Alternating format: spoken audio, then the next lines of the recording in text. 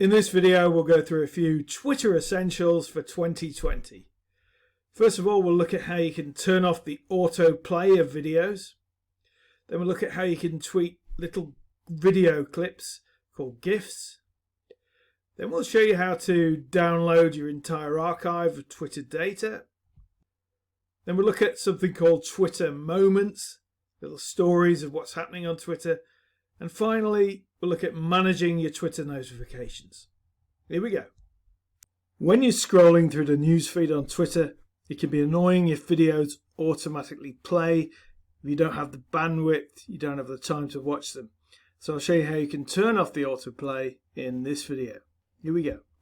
So you just need to go to where it says More, click on Settings and Privacy, click on Data Usage, and then go here to Autoplay. So at the moment it's set to on cellular phone or Wi-Fi. Whenever it detects that, it can play. But if you simply change it to never, that's all you need to do. Also works, as you can see, on iOS and on. In this video, I'll talk you through how you tweet one of the built-in library of GIFs available on Twitter. Here we go. So if you want to use a GIF, you can see the second option below here, GIFs. You need to tap on there. You can search for a particular theme, emotion, so happiness, for example, so if I say happy, there'll be a number of results there. You've got the option to automatically play them, so you can preview what they're like. I'll just turn them off. And then you could just search through the available options. So, simple example at the end there, you've got this. And you just then select whichever GIF you want to use.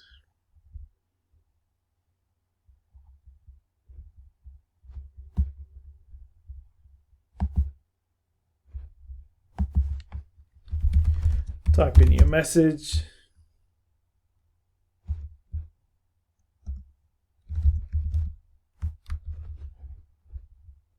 Each GIF you can add a description to as well, to help people who can't quite make out.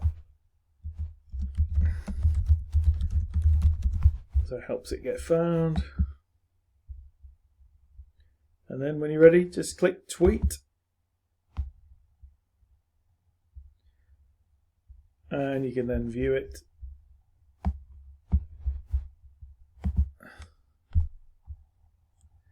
And it just repeats over and over. So really straightforward, loads of GIFs to choose from, built into Twitter already. In this video, I'll walk you through how Twitter handles your data and how you can download a copy of your data for your records. Here we go. So first of all, you need to go through to Settings and Privacy. You can access that from the More menu and then Settings and Privacy. And then under Data and Permissions, you can see your Twitter data. Click on there. And you've got a number of things to go through. So account, username, account creation, profile. And it just takes you back to where your profile is, your phone number, email address, verified. I think they're about to reopen that program shortly, but it's not there at the moment, so no point in applying for that, and all the other details there.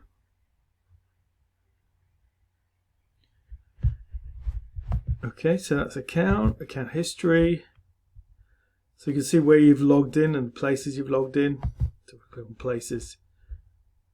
They seem fairly generic, so I'll remove those. And then various login events from devices. So it shows when you use third-party apps, you may have, like for example, from Hootsuite there. And you can assess whether any of those are a risk. And then here you've got download and archive of your data. So you get a zipped file. So if I say request archive, you've got Twitter and also Periscope, the video platform within Twitter. And that's how you download it. Notice you can only make one request every 30 days. Another one just finally to look at is the interests from Twitter. Interested in, and then the subjects you've referenced. So you get an idea of what Twitter's using in terms of adverts. If you go back again, you can make an assessment as to whether you want to remove some of that information as well. If you've run an event that had people tweeting during it, did you know you can bring it all together in a story with this service called Twitter Moments? You can create a moment, put all the tweets and the people involved into that story and let them know about it. I'll show you how in this video. Here we go. So to access Moments, you need to go to the More option on your left hand side and select Moments there. What you'll see is a series of ones that have been created already. Most of them are draft there at the moment, but here are some that have been published. For example, when a guest speaker came to a business club, I created this moment with the people tweeting about it. So there's the person presenting, there's some feedback from the people, etc. So if you want to actually go ahead and edit that, you can. You click on there and click edit this. As it points out, it will be edited in real time and be visible to the public. If someone wants to come to your profile and look for moments, I'll say continue. So you can make some changes in terms of where a tweet appears. You can move them up and down. It's pretty straightforward. And remove certain moments, add additional moments to it. If I go back now, obviously click done once you've completed the edits. And so if I want to now go to Moments and create a brand new one, I can just click here on this icon, the lightning flash. And I can say use a photo from the actual tweets in the moment or put one separately. Demonstration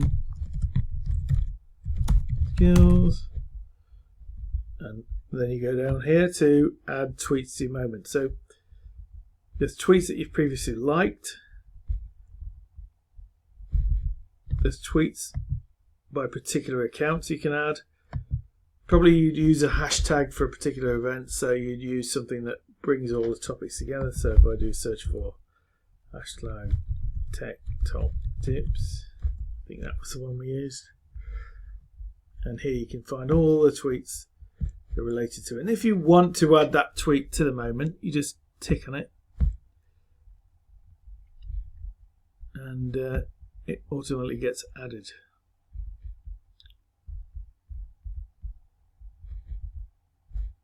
And so you can pick out, you don't have to pick every one. Pick this one for example and tick that. And then you can say finish later if you want to save it as a draft, or if you want to go live you can then choose to publish it. So again, I can click on it, I can even view how many people have viewed that moment, etc. And you just link to it in your tweet. And this particular one that was being talked about here,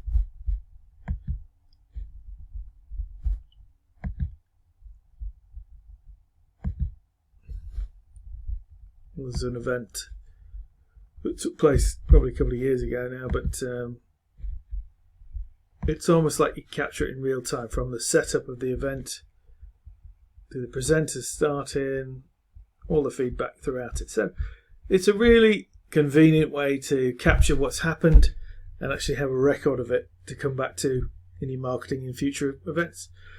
An important part of the routine on Twitter is to check your notifications, and I'll show you some of the advanced filters you can use to make sure you're seeing the content you want. Here we go. So the alarm bell notifications is the menu item to click on, and you've got two options. You've got all. Now this can include where somebody has retweeted something, it's been recommended to you, somebody's starting to follow you, maybe some recent tweets, things like where you've been added to a list, all that sort of thing. So there's a lot to go through, and I'd recommend checking those on a daily basis. But mentions is specifically where you've been included in a tweet. So your @ name has been put out there in the tweet, so you can therefore react to the comments and maybe share it forwards. But if we go here to the settings menu, we can go to the filters now.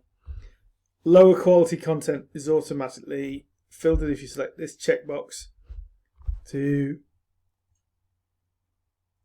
remove anything that is duplicated or not very good quality. Not people you've recently followed, but certainly over time it will work out what kind of content you like. And there are the advanced filters. So if you don't want to see anyone who doesn't follow you anyway, just say you don't follow or who don't follow you.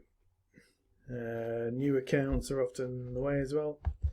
So I'll set those, and I'm therefore reassured that I'm not going to get to see messages and mentions from accounts that aren't really that valuable to me.